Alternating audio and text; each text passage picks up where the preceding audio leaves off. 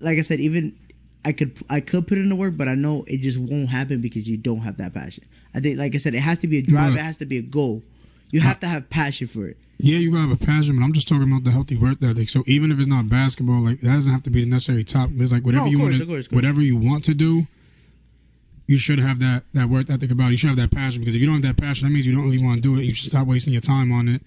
You know what I'm saying? Because like I know plenty of people that say they want to do things, but they don't really put in the work. Like they're not out here losing sleep and really trying to become elite at it. Because at the end of the day, like we live in a competitive world. You know what I'm saying? Or at least, you know, this part of the world, this society is definitely competitive. So it's like if you want to maintain your position, like you got to be able to put in that work ethic. Like going back to basketball real quick, like, you know, people like LeBron, like how do you think they stay on the top for so long? That's not talent. You know what I'm saying? That's putting in that work every single day while people sleeping. You still putting in that work in the off season while people on vacation and stuff. You putting in work while people sitting here smoking, drinking, lounging around, partying. You putting in this work. You know what I'm saying? So it's like it has to be a lifestyle for you. That's what that work ethic really means. It's like, yo, like, am I just doing this as a hobby, or do I live this life? And that's for sure. Like that's one thing we talked about the previous podcast is basically the hustle. Like a lot of people misconfuse the hustle for basically working crazy amount of hours or doing 2 jobs, 3 jobs, 5 jobs, etc. Right. And they think that's basically gonna get them somewhere. No, and I think it's different because when you do something you love or something you're passionate about, it doesn't feel like work. Yeah, like, I remember you said that. And I remember I had 2 jobs at one time, and I was stressing, and I was getting lack of sleep. I was in school still, and I was working these 2 jobs, and my mind was like gone. And then now I have 1 job. I'm still going to school. I used to tell you guys about that too. And I'm doing my computer business that I have going, and I don't mind staying up till 4:00 in the morning fixing computers.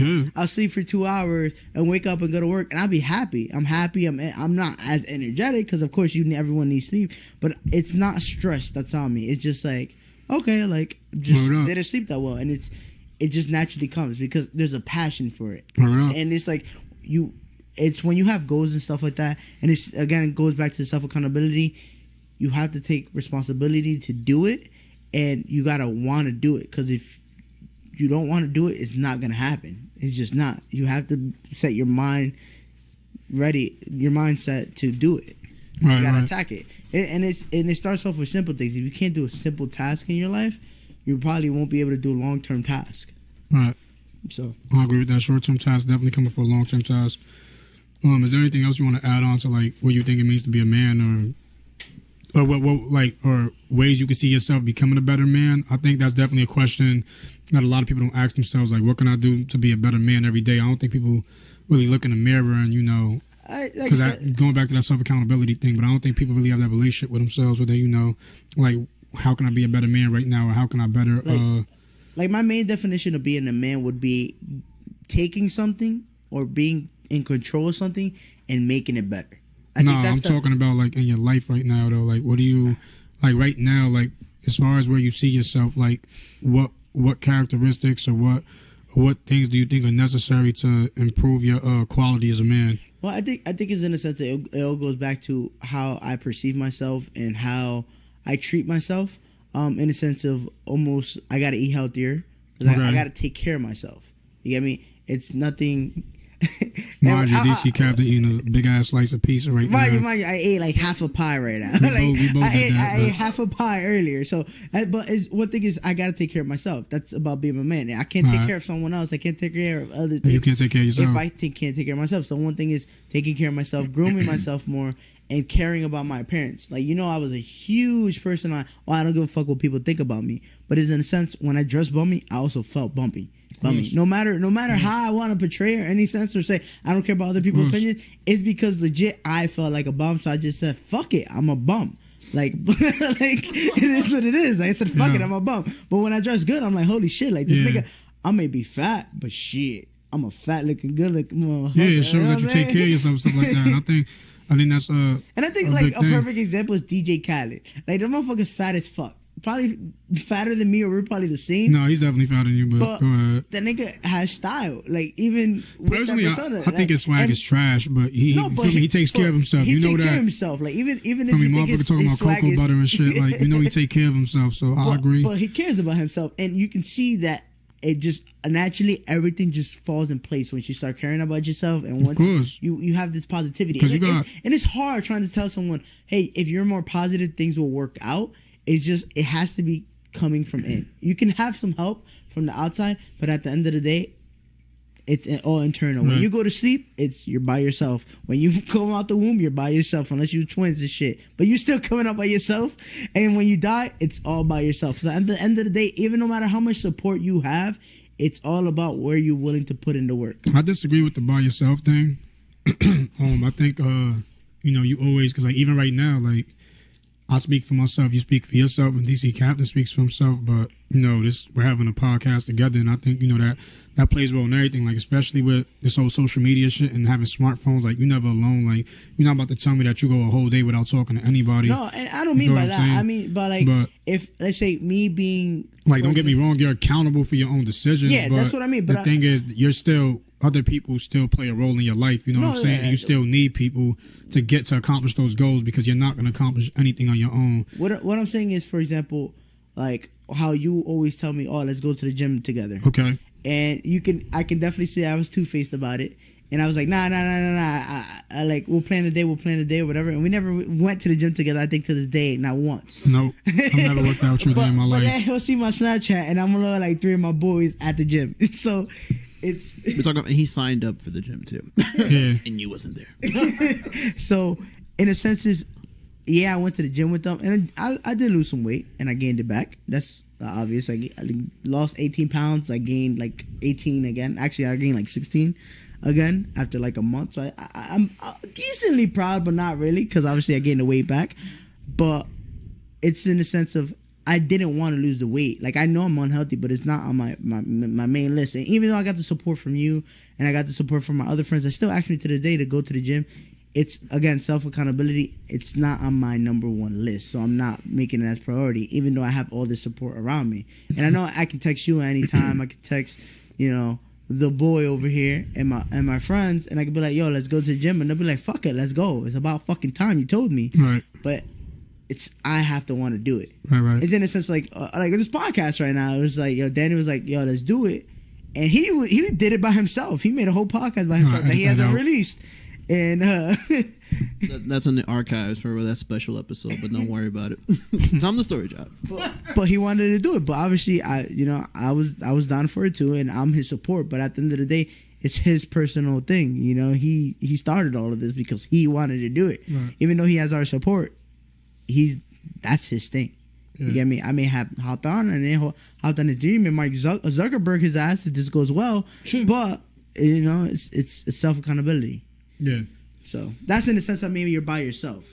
At the end of the day, you're by yourself. That's facts, and I forgot the name of that phrase. How does it go again? You're a man of your word. There it is. I guess I knew what they were talking about. Yeah, gentlemen, just.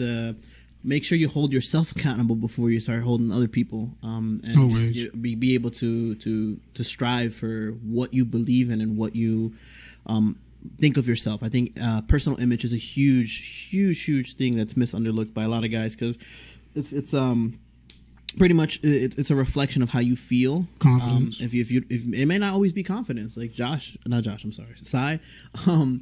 Is one of the most confident people I know, but like he said before, some days he'll be like, yeah, I feel like being a bum. I'm gonna look like a bum. No, I think it is a confidence thing, because just because you're confident in certain aspects of your life, you can't be insecure in other parts. Okay, you know what I'm saying? So I think it's all around confident thing. Like, what are you confident about? Because clearly,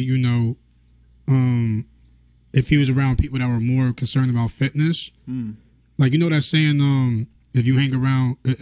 If you hang around with 4 bums, you're going to be the 5th bum. If you hang around with 5 millionaires, you're going to be the 5th millionaire. Never heard it in my life, but it's basically you're a product of your environment. I think that's exactly what it is. It's like, that's exactly what that is. We own all these rights. No anybody out there trying to copy us. If your girl friends are all thoughts, your girl's probably a thought. Like, it's just what it is. Most like likely. You're not gonna change that. Don't get me wrong, there's anomalies sometimes. If all my boys are players, there's probably a good chance I'm playing your ass right now. Like, yeah, that's for sure. But that's what I'm saying. It's definitely a confidence thing. And but I think you can also reverse that. I think it's in the sense of some people, depending how bad they perceive themselves, can take, for example, all their friends working out. If I was really in the darkest mood, I think I would try to avoid them more, slowly, little by little, where I'm not even talking to them anymore, because I kind of have this. You probably don't have a healthy relationship with them if that's the case. I don't think so. I think it's just. Because I think if somebody really reaches out and be like, yo, like, bro, like, come with us, let's hang out. And it becomes more of a fun thing where it's like, yo, like, I'm hanging out with my friends, but we still getting this workout in. Like, you know what I'm saying? Because it don't always got to be like, oh, just pumping iron. It could be playing basketball. Yeah. It could be going for a run, riding bikes and stuff like that. Like, just doing activities together that, you know, relieve that stress. But I think that goes a long way. Sense of envy. I think envy plays a role where you just slowly start avoiding someone you kind of want to become or when you want to do things. Like, in a sense, like, I wanted to go skydiving, but I never brought it up to you guys because I know I have too much weight and I can't do it. It's something that you guys be down to do, but I just don't mention it because I know I'm probably not gonna be in a situation to do that. So it's like that so can bring me. Envious? It's not envious, but it's in the sense of I'm in the dark zone that I'm not gonna bother to try to reach out to you guys and do things and focus on making that dream come true because it's just I'm gonna avoid it because it's just like I know I don't want to even touch the subject. I love how you talked about that. That was what was the name of that company? We might give them a little shameless plug. That they set that limit and they were like, "Nah, fam, you can't go skydiving." I forgot it was a PA. We'll find out. We're definitely gonna tag you in there. That's kind of messed up that you guys don't advertise that and let my man walk in and just get up, suit up, and he's like, "Nah." But anyway, not to deter over to that. But I'm gonna have to contradict a little bit because I think people who are in your environment are important, and of course they're influences. But what about the guy who had shitty friends all his life and he's the CEO of his company and he's making bank, but because he's loyal to his friends, he's never gonna leave them, and he doesn't want to influence them. So let me ask you this: is he still friends with those shitty people? Yep. So for example, you're talking like someone like 6ix9ine that even though he blew up, his shitty friends brought him down. Even though he does the dumb shit, he does do dumb shit. We agree on that. But he basically got out the hood, let's say, unlike his friends. I don't think that's a good example. I think that's a horrible example, actually, because he's in the business of entertainment. He was trying to do the opposite. He was trying to get out of being friends at the very end. No, I'm saying, like, he's in the business. But it's like, what example? I really don't know anyone who I can kind of bring up right now. I think 6ix9ine was just kind of like that person right now in the zone that it's like, he got fucked over by his friends that were all negativity, even though he was kind of about that life, but he got warned by a couple celebrities and they told him, yo, they're gonna fuck you over. They're gonna find everything possible to bring you down and your friends are gonna shoot you in the foot. Yeah. And he just didn't see it. My thing is, only reason I feel like it's a tricky topic is because when your whole image is based around controversy, especially knowing that controversy sells, I think that's not really comparable to like the other things that we're talking about because like say like Dee Captain's talking about the businessman who has shitty friends and he still becomes the CEO of a company and now he's living good. I mean, honestly, I don't know how likely that is. I don't know how many times that happens. You know what I'm saying? I mean, I can use myself as an example. I mean, not to knock any of my buddies and stuff, but a lot of the people that I grew up with weren't having aspirations to grow up out the hood and like to make bank. They were all just following the process or the blueprint that was laid out to whoever they had. Am I still friends with them? Not necessarily. Not because we don't hang out as much, but I know I still have a couple of friends that, you know, things aren't going exactly perfect for them, but that doesn't influence my success. It doesn't. But it's just because from where I'm coming from, I had to look at myself before I looked at my environment. So just to clarify real quick, sorry to cut you off. Obviously, you're still friends with them. You're on good terms with them. But the thing is, how much do you hang out with them? Because we was talking about you being a product of your environment. So it's like you could be on good terms with somebody from a distance, but like, are they really in your immediate life? Like, do they affect your everyday decisions or influence certain decisions that you make in your everyday life? And putting into that too is like I agree because like I can say my definition of a friend is kind of changing up. What? No. Go ahead. I just realized there's you have a perfect example in your life too. I mean, can you really tell that all of your friends are a result of your success? Yeah, so that's what I was gonna say. It's basically I know a lot of people, and a lot of people know me for good, bad reasons. The people I consider friends, I more treat them like family. Like, and no one can get the really name friend easy out of me. Like, I've had close people. I think I have. Let me see. I got M, C, F, and I think those are the only three people. Those are the only three people I really consider friends, and they've been friends with me for about, I think, minimum 7 years. I want to say, like, I have one that was for 15 years, the other one's been for like 12, and the other one's like 7. I think it's 7, and they are the only people I consider friends, and they're all positive. One is right now is a little dark, but you know we're helping him out. But it's like I can feel like they definitely lifted me up a lot. And then there's other people, like you said, our age group that I used to fuck with, and they're just in a shitty situation. I started hanging out with them less and less because we didn't have the same goals or aspirations. So I don't consider them a friend anymore. I don't feel like I had shitty friends that brought me down because I just removed them over time. Right. And I can safely say that the majority of the friends that were stuck by your side, it was mostly about loyalty. Yeah, we had 100%. Some. I mean, a lot of them in your surroundings, they have made bad decisions, so on and so forth. But you know, what's the real basis of the friendship that you had? Was it based upon their success? Is that why you're friends with them? That you just have to piggyback off of that success to stay in a relationship with them? Or are you friends with them because they're generally your friend? Regardless of what decisions they made, you're going to support them and be with them. And, you know, you might slap them up the head a couple times. Like, you need to get your life together, bro, because you're fucking up, like, bad. And I'm not going to come pick you up for the 5th time out the club. But, I have friends like that now, or at least my true friends, the one that stick out through thick and thin, that are loyal. Some people, yes, you do have them in your life that are a product of your environment. But the real friends, kind of piggybacking off what Sai said, are the ones that you do treat like family. You can't choose family. Family chooses you. Right. Period. So if you want to add on to that. I mean, first and foremost, shout out to my boy F, you feel me? The cat whisperer. You know what I mean? Woo! But no, I don't really have anything to add on to that. I think, you know, that was pretty spot on. I think just on the flip side real quick, maybe, say if you do have bad friends, and this might sound fake, funny, shady, however you want, you know, coin it. If they have good business tactics, and, you know, you can have a good business relationship with them, that's fine, but you got to know how to separate, you know, that personal and business life and stuff like that. So, for example, like, one of your most toxic friends could be your best business partner. You know what I'm saying? Like, and I'm pretty sure that's more common than not. But you gotta know how to prioritize it. Like, all right, are we good together when we do business? Or we not good together hanging out and stuff like that? You know what I mean? I just think it really needs to know.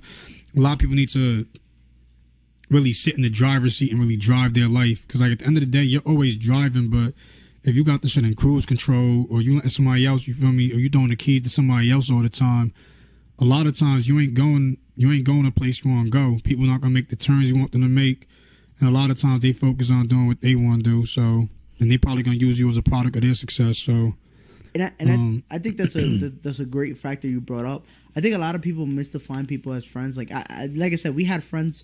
I have best friends before that I didn't have now, that I don't have now, and yeah, sometimes that history doesn't matter. The history doesn't matter. It's like I can meet someone new that has better intentions than that I have for me than my friends currently. It could happen. I don't know. But I think what a lot of people don't need to understand is that every relationship you have is different. The way you treat your mom is different from how you treat your sister, and it's different how you treat your best friend, and it's different from how you treat your classmates or your coworkers or employees, etc. Especially because they're all different people. I'm a huge person of, like what you said, your worst friend can be your best business partner. I'm a huge person on being mutual with everyone. Even if I haven't hit you up in like 5 years, I'll keep you around. In a sense, I'll keep you around. I'll send you a text like once every 6 months or some shit like that, because I'll never know what I can use you for or what you could use me for. You don't know what relationship you can build off of that. It doesn't have to be, I can trust you with something, but hey, maybe we can run a business together or some shit like that. And one thing is, Gary Vee said it best. One thing a lot of people have is that they try to gain someone's trust, and I think it's sometimes it's better to just trust somebody and see if they fuck it up or not. If you fuck it up, that's on you, instead of having them have to build trust with you. I think it's just, you just give it to them. If they fuck it up, obviously nothing crazy, but you know, something a good amount. And if they work from there and they build up, then fuck it. You know, you have a new friend or you have a new partner, etc. But like I said, I'm a huge person of being mutual with people, even my best friends that I don't talk to anymore, because obviously we have different lifestyles and different aspirations. But like I said, I think it's nice to keep them around because you don't know who's going to do what down the road, or who's going to be in a situation that can benefit you from. And you can say, oh, I'm fucked up because I'm trying to use people. It's not about using people. It's just That's what friends are. Like friends, we are social beings. I mean, in my opinion, friends are there to be used. It's just a mutual understanding. It's just a mutual understanding. It's like, hey, I'm gonna use you because you keep me company, and you're like, yeah, I'm gonna use you because we play Xbox together. Like, you use it, money. You know what I'm saying? You're still use. But people so sensitive, they don't like to look at it like that. Definitely, like you guys were boys in Halo 3 and doubles, so I just want to shout that out. You guys got trashed. I blame B for that one. He's trash. He got his level 50 by being boosted on. I didn't even get 50. I got the 45. That's my ass. On doubles, he got carried. But all right, for all my Halo fans out there, it's just a snippet. He got more carried than a dog on Fortnite. All right, you know we gonna have this conversation right now. But look, is there anything else you want to add to what it means to be a man, a good man, what you could do to be a better man? Never stop working on yourself. I think that's one of the things that we uncovered through this conversation. It's understanding, A, you're not perfect. B, define what a man is to you should be something that you do on a consistent basis. And then C, self-reflection and holding yourself accountable. I think the biggest thing there is, you might have your friends that pick you up all the time, that provide the best environment for you, or you might be in a good relationship that with your mom, with your dad, with your father figures in your life, the men in your life, pause, caught myself on that one, or in a relationship with your wife, and all these things are great, and they're pillars like a stack of Jenga, but when you pull the pieces apart, what happens? It falls all apart. The one piece that should be standing is the ground level, which is the foundation that you gotta set, which is your reflection of what you want and where you want to go in your path to becoming either a better man or woman. And if you guys don't know about Jenga pieces, your bottom support, shout out to Hot Damn I Rock, is always your bottom bitch. Man, yeah, shout out to Hot Damn I Rock, man. Much love. Shameless plug right there. Buy the merch. He is definitely doing his thing. I'm probably going to tag him one of these videos for probably absolutely no feedback from him. But maybe in the future we'll get a collab. Maybe a free shirt, definitely. We'll never know. But there was one more thing I wanted to add it. Go ahead. Oh, yeah, I'm not sure if I already covered this. If I did, y'all could cut me off. But I think probably one of the most important things into being a man, and this does involve confidence, but it's more like being able to basically stand your ground and test the times. Basically, with this whole social justice warrior thing going on right now, people being so emotional and shit. It's all about laying down the law. You gotta know when to stand your ground. You know what I'm saying? Like, even if and like I said, not to sound cliche, but it's like, when you go back to certain parts, critical moments in history where people stand up to just crazy odds, unbelievable odds, and they still maintain their composure and shit. Those are usually the men and women that we look up to, because they show a type of a leadership and a certain type of solidity, I guess. They're solid characters, and they play their role with the efficiency that you don't really see on an everyday basis. So I think and this is even going to social justice warriors that feel they fighting for what they believe in and they think what they're doing is right. You know what I'm saying? I guess that goes to them too, but I think as long as you can put your emotions to the side and really think how rational is the decision I'm making, and am I really fighting for the right thing, or am I really striving for the right things and hanging around the right people, and are we productive? Am I productive? I think that all plays a huge part in being a good man, because at the end of the day, when people see you doing good, they want to be around you. You know what I'm saying? Everyone likes the results and no one likes the path. No, but yeah, we could take it there, but really what I want to say is I think it still depends on. It's still self-accountability, so it's you get to choose who's in your circle and who isn't. You know what I'm saying? So at the end of the day, if somebody wants to jump on board, but they're a reliable piece to the puzzle, you know what I'm saying? They should be more than welcome, because even if they weren't there for the whole ride, they can offer something now that can help you get to where you're trying to get in the end goal. So I think that people shouldn't be so emotional about that either, where it's always oh, you wasn't there when I was shooting in the gym and all that. So yeah. But, yeah, that's for sure. One thing, in college, it's funny because I always thought about it. It's like so many people want to start businesses and stuff, and they say they never have the support or anything like that. But if you look around in the college most of the time, there's always like 5 people in your general ass class that's like an accountant, one's a graphic designer, and stuff like that. You guys could literally meet up and learn how to outsource. But it's like stop being an antisocial piece of shit. Yeah, no one ever socializes and decides like, hey, maybe I have the same aspirations. Let me cut you off real quick. One thing that I love, Tyler the Creator, you feel me? Shout out. One thing he said that was cool as hell. He was like, yo, like he has fans walk up to him all the time, and they're 4 feet away from him trying to take a picture and shit. And really, he doesn't want to take the picture, but he's like, yo, I'm in your face. If you want to have a conversation, we can do that shit. You know what I'm saying? Like, on some, like, person-to-person, real-life shit. But y'all want to sit here and fucking take a picture so you can't even enjoy it in the moment and enjoy it, like, 4 weeks later and shit, which is corny as hell. Like, I agree with that shit. Like, fucking learn how to talk to people, you feel me? It's 100%. It's like, Gary Vee. And one more thing, too, my bad. And for all the guys that's, you feel me, they got all this confidence over IG and shit, you feel me? And sliding in all these bad bitches DMs, but you know you can't do that shit in person. Motherfucker, grow some balls, you feel me? I don't know if you gotta get your swag up, get your mouthpiece up. I don't know what you gotta do, but yo, make that shit happen, because like that shit look real funny when you see a female in person and you don't say anything, but later on you hit her up talking about, yo, was that you I just saw? Yo, bro, like feel me, negative cool points. Word up, like negative cool points. You feel me? So like get that shit together, man. Like I don't know if you gotta do some push-ups and get that chest out a little bit, but like yo. You feel me? Like, get it together. No, and that's for sure. Like, one thing is, like, I follow Gary Vee and I watch his videos constantly. And one thing that really fucking irks me a lot, and it's because maybe, and it's an envious thing because I'm not there in the situation. And I want to meet the guy, and I definitely want to go to one of his presentations. Except it's a lot of fucking money.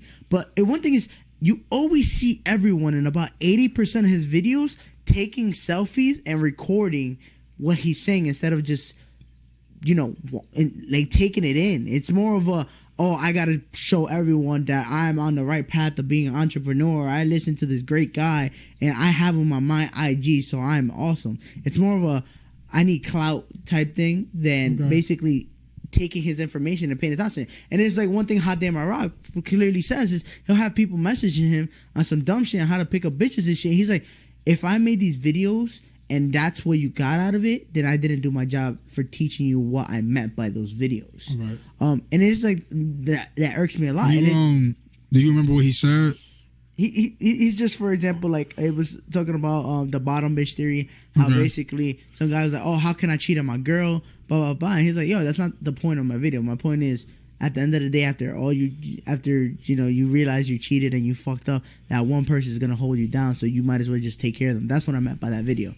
I think that's one example. He used a couple more, but like I said, going back to the Gary Vee video, it just irks me that people do that. Like they're taking a whole selfie and everything. Like I'll take a selfie if he lets me. We're like, yo, can we take a picture? But at the whole time he's like talking and trying to give him advice that he asked for, and they're too busy trying to record it for the moment. And that's like something especially when I was doing my YouTube channel, I try to record and also live the moment at the same time. And my shots always came out horrible. And I realized, hey, it's better sometimes to just admire something and not show it for the gram or the YouTube and stuff like that, which I think a lot of people do that. Or, I mean, I agree with that. I think, it does need to be, a time when you get to admire something for what it is and not always make it a video to post. But, also, back to self-accountability. Work on your fucking angles, bro. You know what I'm saying? Work on your editing. Like, that's something you got to be able to consider too, because I know we get into arguments about that all the time. Like, oh, like, you know how to record and all that. And, there's no shade being thrown or anything like that. But it's like, at the end of the day, it's like, step your game up, because it's always going to be like that. Like, if we race right now, you burn me out, it's like, I either need to, modify the car I'm driving. I'm about to say, you just got outran by a fat nigga that side. Oh, no, yeah, I was talking about driving and shit, you feel me? But, you feel me? If we on the road and, and you dust me, it's like, I either need to get the wheel game up, or, I need to adjust my shit. But at the end of the day, that all starts and ends with me. So, like, anybody who ain't where they at in their life, because, like, really reevaluate your situation. Like, what are you not doing correctly? Because that's what it's always going to be. And at the end of the day, if you think anybody's going to go harder for you than yourself, you're a damn fool. Facts. Yeah. Well, gentlemen, I don't want to keep you too long. I know this podcast has been going on pretty well. Great conversations across the board. We talked about a lot of good things, what it is to be a man from all three of our perspectives, the ability to hold yourself accountable, laying a strong foundation for yourself and your life. And of course, not being afraid to self-reflect and work on who you are now and who you're going to be moving forward, because that's what you want to do, not because of anyone else, not because you want to lead to an expectation. You define your expectation. So, but boys, we definitely will link up again. Guys, let's leave in the comment section if you're watching this on YouTube, or anyone who can subscribe to our SoundCloud. We have channels both up on both those platforms. Show some support. We'll be working on another episode, hopefully for Christmas Day. We got some females coming over. I don't know if Double C wants to come through. But we'll definitely adjust our schedules here. But any key takeaways for you guys? One thing I like to add, anybody who watching is, if you got any platform you're trying to promote, your shit is actually dope. You feel me? Don't bring any weak shit over here. But like, if you got some dope shit, like dope music, dope art, whatever, you feel me? Drop them links. Let us know, and we'll tag you. And we'll put some links in at the end of the videos and stuff for people who wanna hear, get just interested in your work. If you got some music and we play it in the intro, whatever, you know what I'm saying, and it's actually dope, we'll put it in the videos. I mean, in the podcast and all that. So don't be afraid to do that either. You know what I'm saying? And outsource, motherfucker. If we talked about anything today besides being a man, outsource. That shit is huge. Goes a long way. Outsource. Facts. Hey, Si, you got any last words you want to give to our viewers? If it's not made in America, I'm not buying it. And that's the end of the show. All right, guys. Be sure to tune in. Please leave some comments, some likes, show some support, subscribe. And this is DC Captain.